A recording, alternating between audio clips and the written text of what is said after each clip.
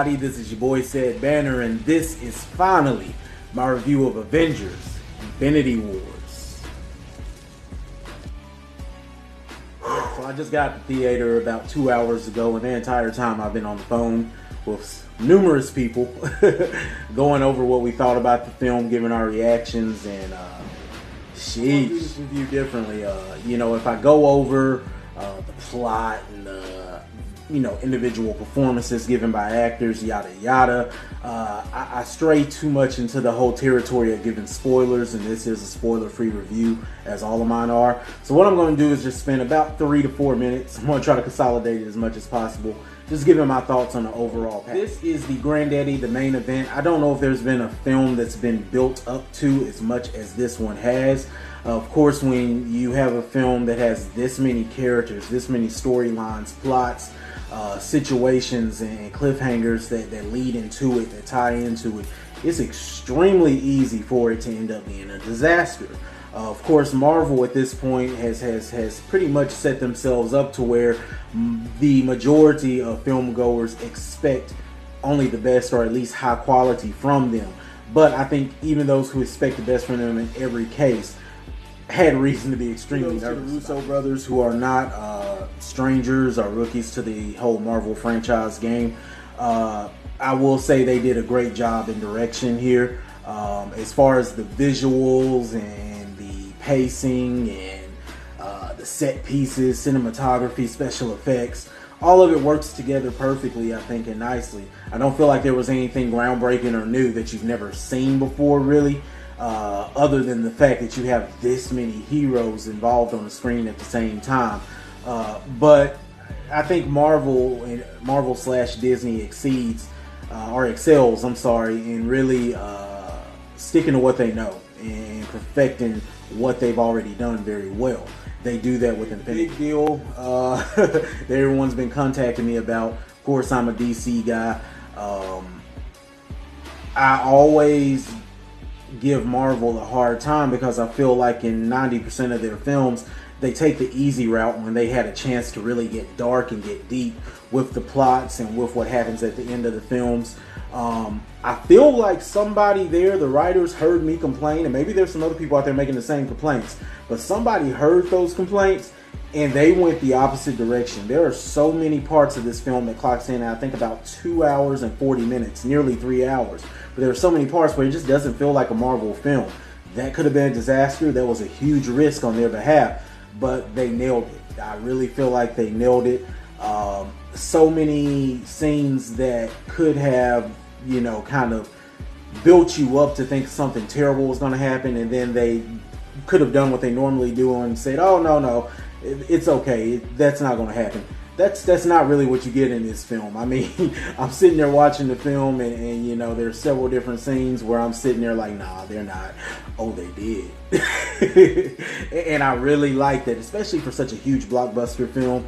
We don't normally get that. So when people go against the formula, when studios go against the formula, and they just really kind of knock you off your rocker as a film goer, I really appreciate it. And that made me really love Marvel. Huge kudos. Also, when I heard that Josh Brolin, who of course plays Thanos, the supervillain, is also playing the villain Cable in the soon-to-come Deadpool 2, I thought, well, that's stupid and that's cheesy, because now you're going to take away from both films, because we're going to watch this thinking, well, that's the same guy.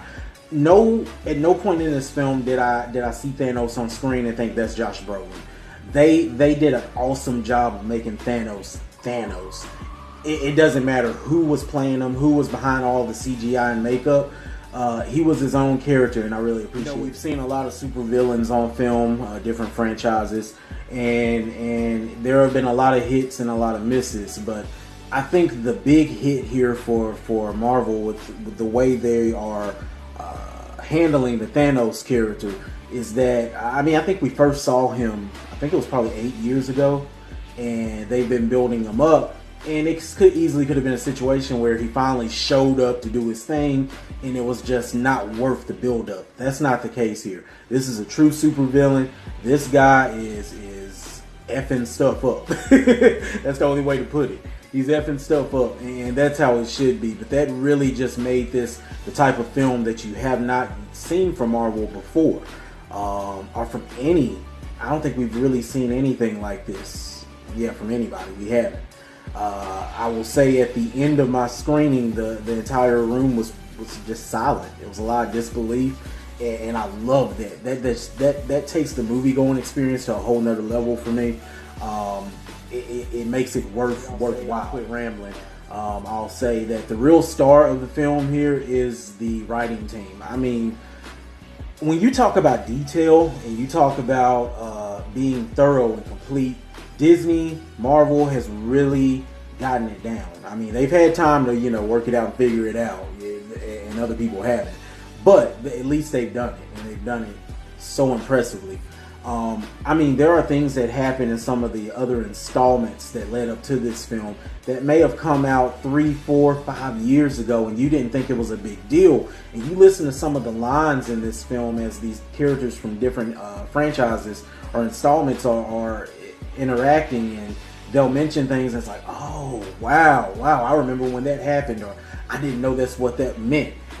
It's great. I will say that it was very fun watching interaction between Thor and the Guardians. Those scenes were hilarious.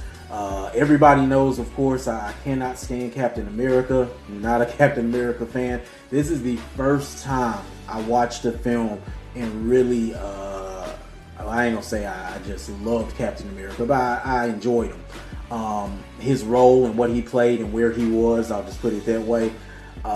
I felt like it was very cool on the level of the storyline, the plot itself, and even a deeper meaning if you look at where he was, who he was fighting with, and what Captain America stands for, and what the person he was standing alongside stands for. It was this harmony that they exhibited on screen that I really think was great to see in a superhero film. So yeah, just overall great. But Marvel did not pull any punches here. They were not afraid. They let it all hang out. So my rating for Avengers Infinity War is, it is the perfect disaster that we needed. That's the best way I could describe it. It's a disastrous film. It's not happy-go-lucky. There's a lot of laughs in it, and that's, once again, is a credit to the writing team, because with such heavy material, they keep it entertaining and light in a lot of scenes as well, and it doesn't come out corny or cheesy. But it really just is a heavy film, and you won't leave the theater happy. Really, you might be happy that you enjoyed the film, but you're not going to be happy about everything that happens. And I appreciated that. I think we needed that, and it really sets the entire Marvel franchise up to be something even greater and more special in this next phase of films coming about. Kudos, man. I mean, everything. So that concludes my review of Avengers Infinity Wars. Until my next review, hey.